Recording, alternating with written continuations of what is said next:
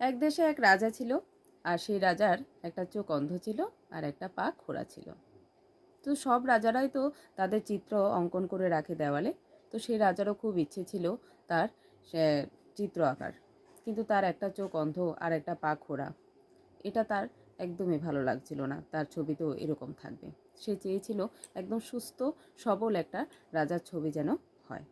তখন সেই দেশের যত রকম চিত্রকর ছিল সবাইকে ডেকে নিল, আর সবাই মিলে বসে আলোচনা করছিল, ডিসকাস করছিল কিভাবে এই চিত্র আঁকা যায় যাতে তার চোখ অন্ধ সেটাও না বোঝা যায়, আর তার যে পাটা খোড়া ছিল সেটাও না বোঝা যায়। সব চিত্রকারই বলল যে না, আমাদের দ্বারা হবে না, এরকম করে ছবি কিছুতে আঁকা যাবে না। যেহেতু পুরো ছবিটা আমাদের আঁকতে হবে, রাজার চোখ অন্ধ সেটাও বোঝাতে হবে, রাজার পা খোড়া সেটাও আমাদেরকে বোঝাতে হবে। এই দুটো বাদ দিয়ে কি করে আমরা ছবি আঁকবো? তখন দূর থেকে একটা চিত্রকর বলল যে আমি আঁকবো, আমি রাজার সেই ছবি আঁকবো যেখানে কোনো খোড়া পা বা অন্ধ চোখ দেখা যাবে না। তখন সে কি করলো, এমন একটা ছবি আঁকলো যে ছবিতে রাজা একটা ঘোড়ার উপর বসেছিল, আর রাজা সেই পাটা যেহেতু এক সাইডটা দেখা যাবে, একটা যুদ্ধ করছে এরকম একটা পোজ নিয়ে, তখন তার একটা পা যেটা ভালো পা সেই পাটা সামনে রেখেছে, আর ঘোড়া পাটা তো পেছনেই থাকবে ঘোড়ার, সেটা দেখা যাবে না, ঘোড়ার উপরে যেহেতু বসে আছে, আর চোখটা বন্ধ করে সে যুদ্ধ করছে, এরকম একটা ছবি এঁকেছে। তো এখান থেকে আমরা কি শিখতে পেলাম?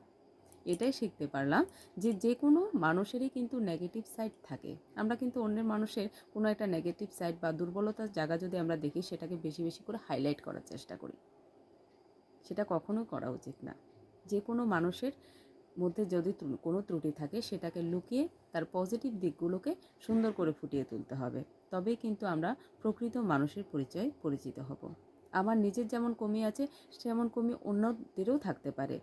কোনো না কোনো দুর্বলতা প্রত্যেক মানুষেরই আছে, কিন্তু আমরা সবসময় কী করি, আমাদের নিজের তা লুকিয়ে রাখি আর অন্যদেরটাকে হাইলাইট করার চেষ্টা করি, সবার সামনে প্রকাশ করে দিই তার দুর্বলতা। কিন্তু সেই মানুষটার যে কতটা কষ্ট হয় সেই দুর্বল জায়গাটাকে ঘা দেওয়াতে, সেই সেগুলি কিন্তু আমরা অনেকেই কিন্তু বুঝতে পারি না, আর সেটা কখনো উচিত না। আমরা বাস্তব জীবনে অনেককে দেখেছি, তোর এই জিনিসটা এরকম, তোর ওই জিনিসটা এরকম, তোর পাটা খোড়া, তুই হাঁটতে পারবি তো, সবার সামনে ওকে সাহায্য করতে এগিয়ে যায়। তখন কিন্তু তার কিন্তু ভীষণই কষ্ট হয়। সবাইকে বলে বেড়া, আরে ও তো খোড়া, ও ঠিক করে চলতে পারবে না, ওকে কেন বলছিস সেখানে যাওয়ার জন্য?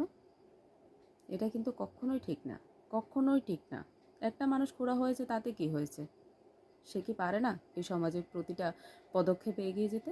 সেও পারবে, যদি তাকে ভালোবেসে, তাকে সম্মান দিয়ে, তাকে মনের জোর দিয়ে তাকে এগিয়ে নেওয়া যায়। আর সেই জিনিসটা কিন্তু আমরা অনেকেই করি না। আর এই গল্পটা থেকে সেই চিত্রকরের গুণটা কিন্তু আমাদের সবার মধ্যে থাকা দরকার। সেই চিত্রকর যেমন রাজাকে খুব খুশি করে দিয়েছিল তার এত সুন্দর একটা ছবি এঁকে, যেখানে তার খোড়া পা আর অন্ধ চোখ কিছুতেই বোঝা যাচ্ছে না। আর সেই কারণে কিন্তু রাজা তাকে অনেক পুরস্কৃত করেছিল, অনেক পুরস্কৃত করেছিল।